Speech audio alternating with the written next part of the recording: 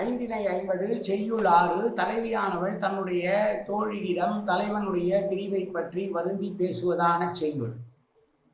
முல்லை நறுமலர் ஊதி இருந்தும்பி செல்சார் உடையார்க்கு இனியவாய் நல்லாய் மற்ற யாரும் இல் நெஞ்சினம் ஆகி உறைவேமை ஈரும் இருள் மாலை வந்து. நீண்ட மாலை நேரம் வருகிறது.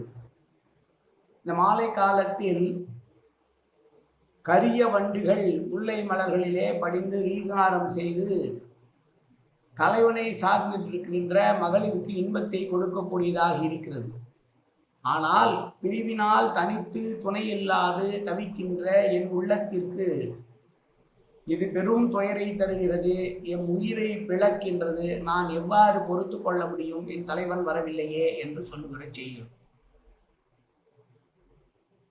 மாலை காலமாக வாழ் தோன்றுகிறது. அப்போது கரிய வண்டுகள் முல்லை மலர்களிலே ரீங்காரம் செய்து கொண்டிருப்பது துணையோடு இருக்கக்கூடிய பெண்ணுக்கு இன்பத்தை தருமாம்.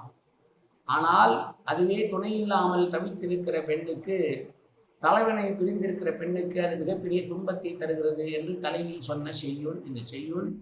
மீண்டும் ஒரு முறை செய்யுள். முல்லை நறுமலர் ஊதி இருந்தும்பி செல்சார் உடையார்க்கு இனியவாய் நல்லாய் மற்ற யாரும் இல் நெஞ்சினேம் ஆகி உறைவேமை ஈரும் இருள் மாலை வந்து. நன்றி, வணக்கம்.